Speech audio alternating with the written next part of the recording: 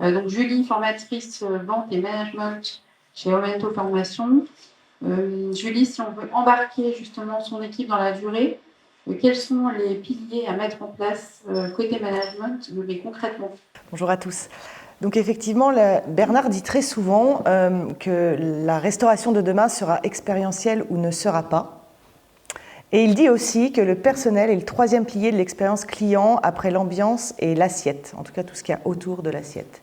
Et si on met tout ça dans un shaker, je dirais que l'expérience client devient obligatoire à la survie des restaurants et qu'elle passera par la création de liens avec vos équipes.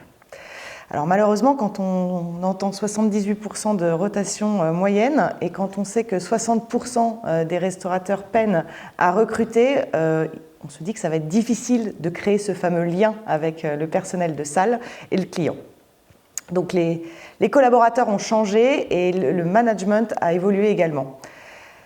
Quand j'entends certains dire « les jeunes ne veulent plus travailler », je réponds « non, ils veulent juste plus travailler comme avant » et je pense qu'ils ont raison. Après le Covid, les restaurateurs ont augmenté les salaires dans 48% des cas et ont mis en place des horaires plus flexibles dans 54% des cas, mais ça ne suffit pas. Ça ne suffit pas, pourquoi? Parce que comme l'a dit très justement Bernard tout à l'heure, le salaire et les horaires font aussi partie maintenant du prérequis de base. Il faut aller chercher la motivation ailleurs et ce sentiment d'appartenance à la société, à l'entreprise, doit être allé chercher différemment. Donc pour ça, j'ai travaillé sur 5 piliers de management un peu fondamental. Le premier, c'est votre vision et vos valeurs qu'il faut absolument partager avec vos collaborateurs. Si vous n'avez pas le cap, vous n'avez pas envie d'aider le navigateur à remonter la grand voile. Donc il faut clairement aller chercher cette identité et la partager. L'idée, c'est aussi de savoir ce que vous voulez comme type de collaborateur et de se poser les bonnes questions. C'est de jouer je ne sais pas si vous jouez à ça quand vous étiez plus jeune, mais tu préfères un bras en mousse. Donc là, ce n'est pas l'idée, mais c'est plutôt de se dire, tu préfères un collaborateur ultra dynamique mais qui a oublié de sourire, ou tu préfères quelqu'un d'un petit peu plus lent dans le service mais qui a toujours la banane. Il n'y a pas de bonne ou il n'y a pas de mauvaise réponse. En fait, c'est votre établissement, c'est votre ADN qui doit choisir et qui doit primer. Le deuxième pilier, bien sûr, c'est la formation. Je ne vais pas vous dire le contraire.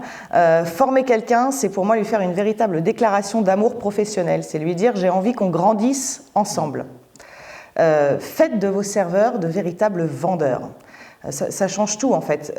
Quand vous allez avoir un serveur qui va vous dire « ce plat, en fait, c'est une recette transmise par la grand-mère du chef, vous allez adorer les épices et pour sublimer le tout, je vous conseille un excellent sauterne ».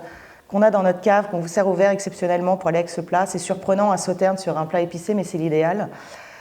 Là, en fait, vous allez sentir toute la différence, non seulement sur le ticket de caisse, mais également sur la satisfaction du client, et puis sur le bonheur que c'est de dire ça, en fait, tout simplement pour un chef de rang, de s'exprimer comme ça, plutôt que de dire « et avec ça, vous buvez quoi ?» Bon, on n'est pas du tout sur le même registre. Donc la formation, c'est effectivement un pilier. Et quand j'entends, je ne vais pas former mon équipe, elle n'est pas stable. Ou alors, j'ai trop de turnover, je les formerai quand j'aurai tout le monde. Quand on entend qu'on est à 78% de turnover, je pense qu'il ne faut mieux pas être un de vos clients parce qu'il faut attendre que votre équipe soit stable pour être bien servie. Ça me paraît un peu surprenant. Donc la formation est un investissement plus qu'essentiel au même titre que vous allez acheter des assiettes. Je pense qu'il est utile de bien former vos collaborateurs. Et vous-même, ne vous oubliez pas. Alors si vous êtes là aujourd'hui, c'est que vous faites déjà un premier pas sur la prise de conscience et sur le fait qu'il faut changer. D'ailleurs, toutes les semaines, j'ai un nouveau concurrent, un coach en restaurant, un manager en temps partagé. Toutes les semaines, je suis sollicitée. Donc je me dis qu'en fait, on est de plus en plus nombreux, ce qui est plutôt bien au final, parce que ça veut dire que les choses changent et qu'il y a un véritable marché pour ça. Donc c'est la bonne nouvelle. Le troisième pilier, c'est une communication structurée. Dans communication structurée, il y a bien évidemment les entretiens, alors qu'on dit annuel obligatoire. Honnêtement, si ça pouvait être par trimestre en individuel, c'est vraiment l'idéal. C'est aussi, une petite astuce, c'est de mettre des évaluations 360 dans vos équipes. On n'est pas On n'est pas que dans un côté descendant, et c'est ce que Bernard expliquait tout à l'heure avec l'histoire de la cooptation. On est vraiment dans cette histoire de 360. En fait, c'est la bonne santé d'une structure, de toute structure quelle qu'elle soit, de pouvoir évaluer de manière ascendante, descendante et transversante aussi. Je pense que c'est assez important. Il y a bien aussi tout ce qui est moment d'équipe, de convivialité, de travail, de réflexion, où du coup, vous, en tant que restaurateur, vous vous placez en facilitateur d'échange. Et puis, dans la communication, il y a le feedback. Le feedback, qu'il soit positif ou négatif, il est toujours constructif. Ça, c'est une évidence. Et il doit être régulier, dans les deux sens. Quand il est négatif, c'est mettre un terme à une mauvaise habitude et on s'évite un futur potentiel gros problème. Et quand il est positif, c'est aussi saluer une compétence, une aptitude qui est au-dessus du lot. Donc, donner des feedbacks réguliers, c'est considérer votre équipe. Je vais vous donner quelques clés pour réaliser vos feedbacks. C'est toujours en tête-à-tête, toujours après le service pour avoir du temps, basé sur des faits et pas sur « on m'a dit que », éviter le fameux « tu qui tue », et pas d'émotion. Pas d'émotion parasite, même quand le feedback est positif. On va éviter le « t'es un super mec », parce que le jour où le super mec il fait une bêtise, ça ne marche plus. Le quatrième pilier, c'est l'esprit d'équipe.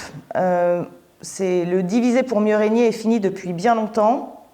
Et là, on est clairement dedans parce qu'il faut vraiment que l'équipe puisse co-construire cette expérience client ensemble et puisse se projeter ensemble. Quand j'ai fait un accompagnement l'été dernier, enfin au printemps dernier, parce que la saison d'avant avait été chaotique. Entre la salle et la cuisine, c'était la guerre ouverte. Alors, vous allez me dire, rien de bien surprenant. On a formé l'équipe à bien travailler ensemble. Et qu'est-ce qui s'est passé? Il n'y a pas eu le moindre couac de la saison l'année dernière. Et ça a été une grande joie, non seulement pour tous les collaborateurs, et bien évidemment pour le restaurateur. Il y a une chose que j'aimerais vous dire, c'est les repas de fin de saison, c'est bien, mais ça ne sert pas à grand-chose. Alors, c'est très sympa, mais il y a quelque chose qui pourrait véritablement servir votre établissement et vos clients, c'est de faire un repas d'avant-saison ou une activité d'avant-saison. L'idée, c'est de créer du lien entre vos collaborateurs et de faire en sorte qu'ils soient capables de travailler ensemble et de se connaître. Quand un serveur va pouvoir dire « Ah, aujourd'hui, c'est Jérémy au bar », alors là, franchement, je vous conseille le Moscow Mule parce que je connais la recette, mais je ne sais pas comment il fait. C'est exceptionnel quand c'est lui qui le fait, j'en ai jamais vu d'aussi bon. Là, on comprend bien qu'il y a un certain respect mutuel, qu'il y a une envie d'aller chercher ensemble, d'aller au-delà des attentes du client. Quand on arrive à ça, c'est que les profils se connaissent et c'est qu'on a construit son équipe avec des profils variés et complémentaires. Enfin, le dernier pilier, c'est vous. Vous, dans votre posture de leader. Un leader, aujourd'hui, ce n'est pas celui qui parle le plus fort, mais c'est plutôt celui qui sait le mieux écouter et qui donne le plus de chance, en tout cas aux autres.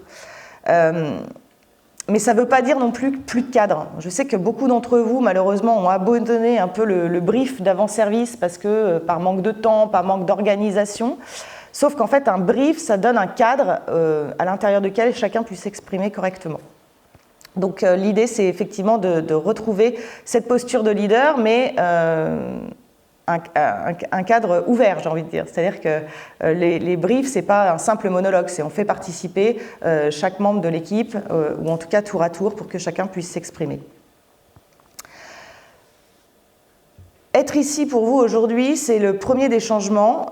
Donc l'idée, c'est d'instaurer 3 actions immédiates vers un nouveau management et de vous poser la question, qu'est-ce que j'ai fait aujourd'hui pour que mes équipes aient envie de revenir demain ? Donc il y a quelques petites choses à mettre en place. Vous pouvez instaurer des briefs, vous pouvez, si ce n'est pas déjà le cas, vous pouvez aussi programmer des ateliers réguliers de co-création. Imaginons ensemble le service parfait, imaginons ensemble une charte pour l'établissement. Vous pouvez aussi créer un plan de développement pour votre équipe, identifier les besoins que vous voulez déléguer. Bonjour. Fixer des objectifs d'évolution, planifier des formations. L'idée, c'est effectivement de relever un maximum la tête du guidon et c'est ce qu'il y a de plus difficile, j'en conviens bien, mais c'est aussi la clé et c'est pour ça qu'il y a de plus en plus de solutions d'accompagnement pour vous aider à y arriver. Je vous remercie de votre attention.